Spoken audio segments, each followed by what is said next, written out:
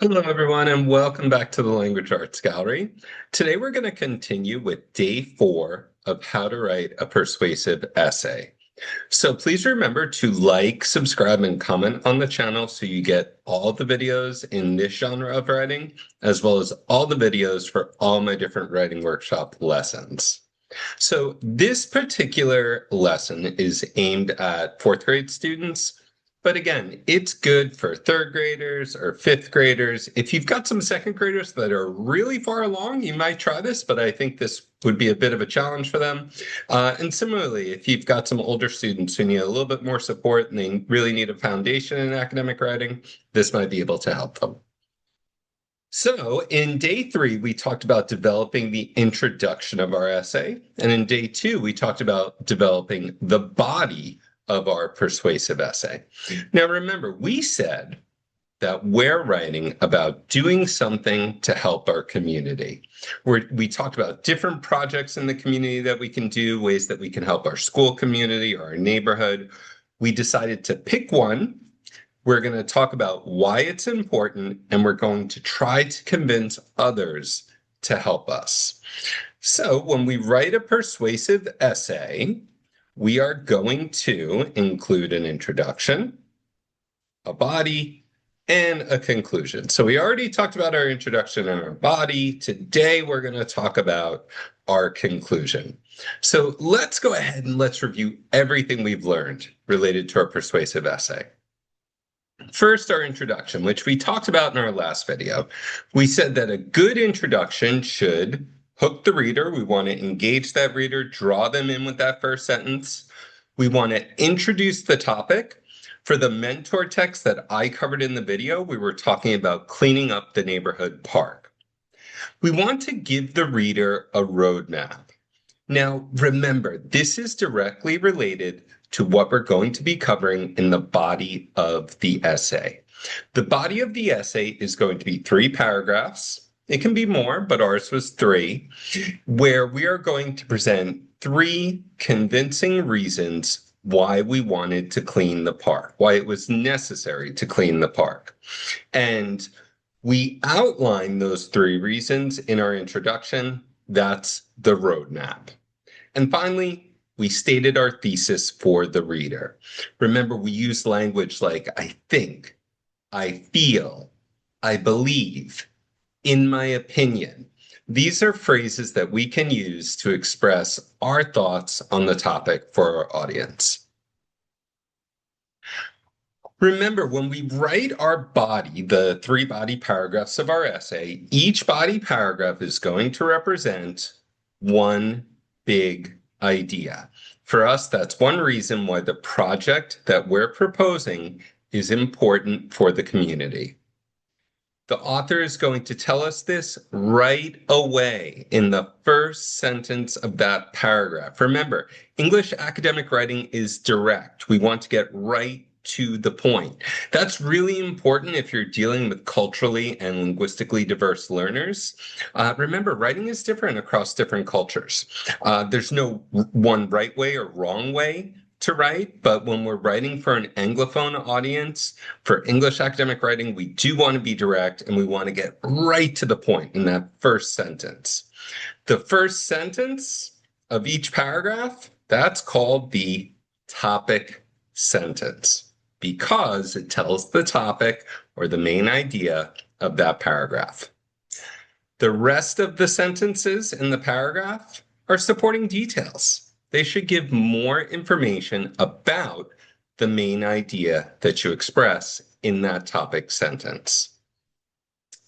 So let's go ahead and let's finish our essay strong. Now that we've done all of that great work for our introduction and our body, we want to write a strong conclusion.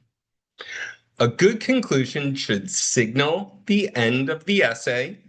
That's signposting that we're coming to the end of our writing. We're going to restate the thesis, and I've got a little asterisk there. That's because we want to try to use different words. This is great if you want to build in a skills lesson on paraphrasing. If you're doing that in your reading workshop, you might want to bring that into this component of writing workshop. We want to summarize our reasons. This connects back to our introduction, to our roadmap, which we said connects to the body, right? And I always tell my students, your introduction, you're going to tell your reader what you're going to tell them. In the body paragraphs, you tell them. And then in the conclusion, you tell them what you told them. Then this is important. You want to call your reader to action. This is the big difference between a persuasive essay and an opinion essay. It's the main rhetorical difference. Because in a persuasive essay, it's not about me, the author, it's about you, the audience.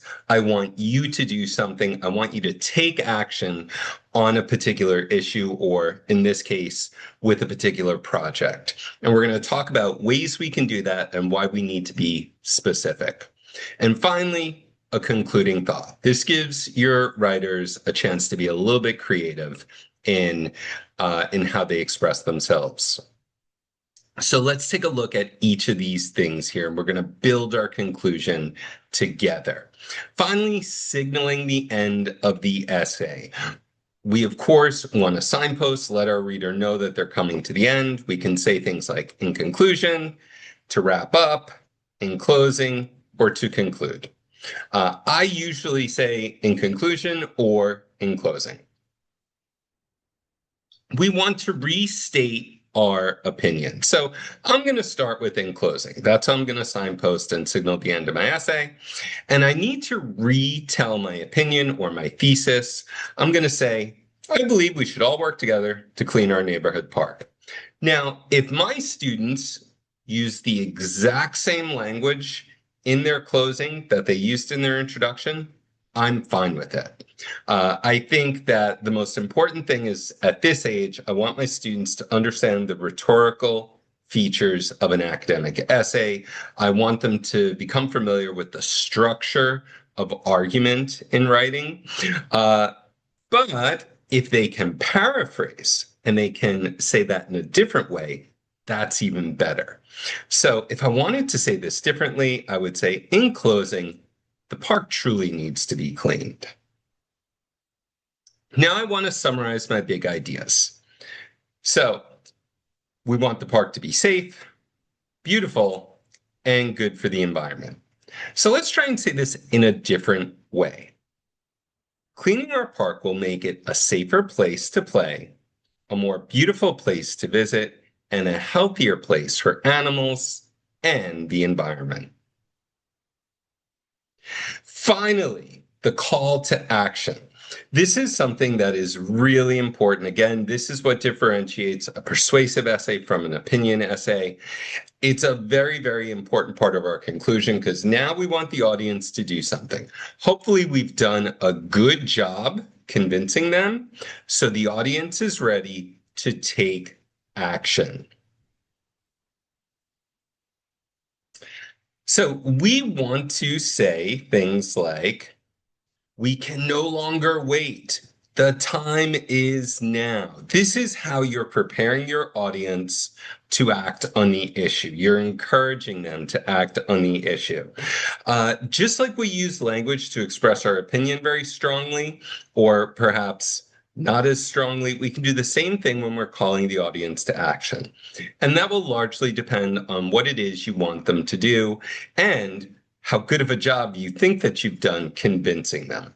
So here, things like, we can no longer wait and the time is now, these are very strong phrases. I hope that you will, or it would be beneficial, or it would benefit the community. Those are a bit weaker. It's very important to be specific. Don't just say, help clean the park. Do something good when you're at the park to make it clean. We have to tell them exactly what we want them to do. So ask yourself questions. When do you want them to take this action? Where? How often? How is it going to be done?